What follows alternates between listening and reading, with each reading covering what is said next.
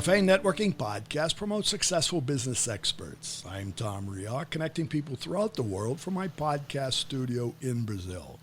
Joining us today from Toronto, Canada is Sharon Fillmore, family wellness specialist, founder and CEO at The Vitality Mentor, author of The Vital Link, 9 Ways to Have More Health, Wealth, and Happiness, speaker and coach. Sharon, how can you talk to a teenager in a way they will listen? That's a really good question, Tom. Teenagers are at a point in their life where they're exploring all kinds of things and learning how to and wanting to become more adult. The other thing that's going on is, of course, then there's the hormones, which are usually rushing around and creating all kinds of things. So talking to your teenager is about understanding where they are on that journey. For starters. And then it's about really listening. And I think the 2 main ingredients for any conversation are treating people with dignity and respect. Because if you treat your teenager with dignity, they feel worthy. And if you treat them with respect, they feel they can say anything to you. Now, the next part of that conversation is being what I call matter of fact. It means that you don't react when they say something that shocks you. You let your insides go, oh my God. But your outside is very, okay, so tell me more.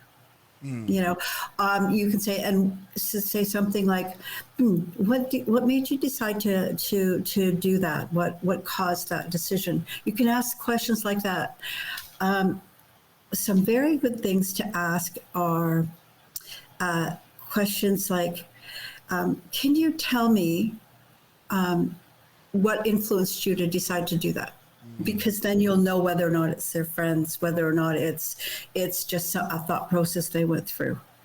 Or saw it somewhere Saw it somewhere, exactly. Like who influenced your decision? Because if you know who influenced the decision, then you understand where it's coming from, how it got there, and then you can work with it and you can help your teen move on. Like I say, you don't tell teens what to do, you coach them and help them make the decision. Because if they take ownership, then the chances of something coming to fruition are much greater.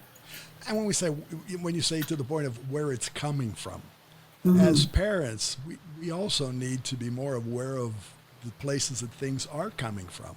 Very much so. So if we're just sitting, in our own backyard or living room watching TV, we don't know where things are coming from anymore.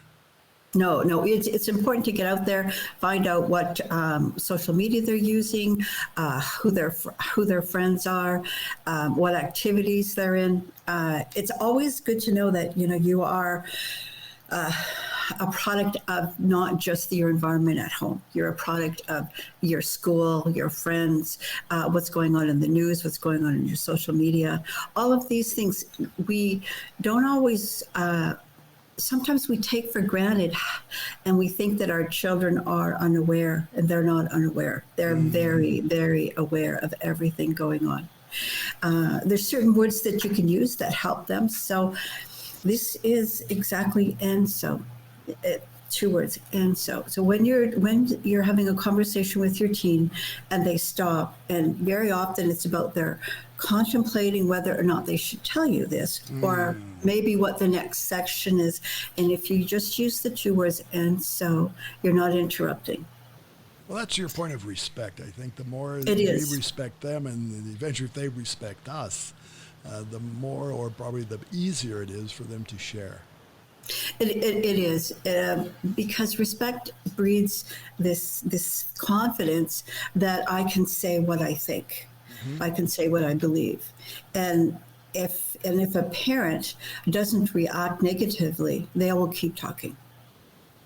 Yeah, well, I'm thinking of myself, because I've been through the phase of parenting. I'm now a grandparent. So then I'm sort of in a bleacher seat, looking out to my sons and daughters as they look to their kids. And then some of that you say, wow, I've seen some of that before. But in today's world, there's a whole lot that I've never seen in my life. Oh, yeah. Do you remember when you were young and your parents would say, I don't understand teens today. They were not at all like us. Well, it's true. We're all evolving. There's, we didn't have the internet when I was growing up. Now we have TikTok. We have our homes talk to us. Mm-hmm. We have so much more. And so of course our kids are not going to be the same. They're not going to be the same.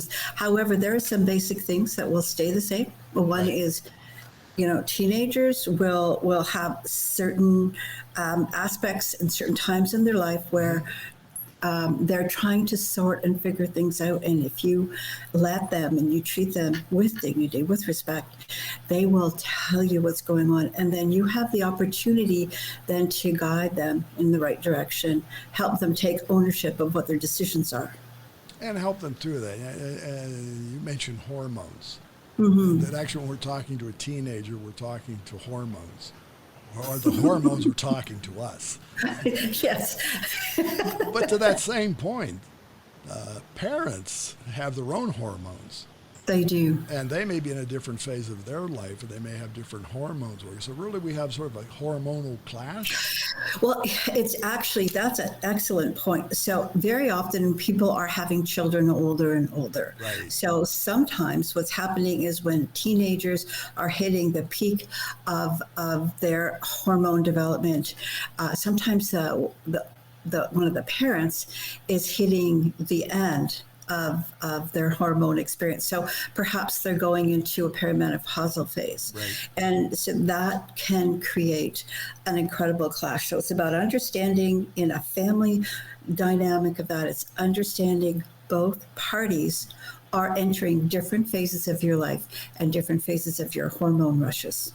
Right? I didn't mention that, but I see you are also a registered nurse. I am a registered nurse. So really, you Yeah. understand the hormonal aspect I do. a little closer than most of us. Yeah, I do, and it's one of the things that's happening. And I mean, there's nothing wrong with having children older. I had mine older, and that's why I understand having teenagers and going through perimenopause at the same time. It can be a challenge, and It is. well, it is a challenge. It's making fun of it. That's one of the things that we did a lot in our house is we made fun of the fact that, one was revving up and the other one was revving down. Or revving somewhere. Right? Yes.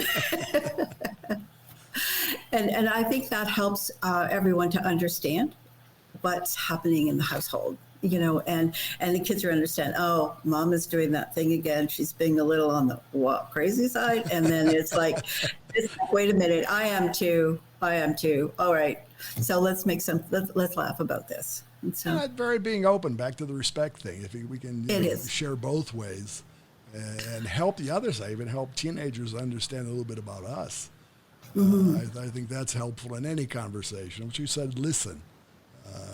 A good point, to listen to them, but actually find a way to have them listen to us. And that's the thing, to find a way they will listen. Find a way they will listen. And it's like the first thing is that you find sentences, words that you can use. So an example is, there's an old saying, you repeat the last one or two important words of their sentence. So, and what that does is it does a number of things. It shows them you're listening, number one.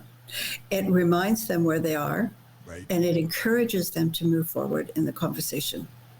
So just repeating that, very simple format. It's very simple.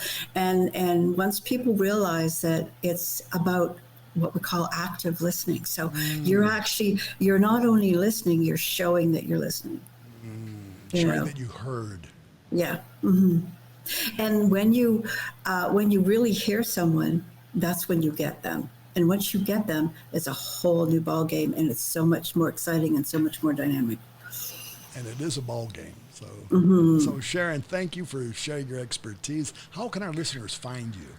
Okay, you can find me on Facebook, on LinkedIn, my email address, and what I'm offering today is anyone that decides that they'd like to contact me, I will send them a free downloadable copy of my book.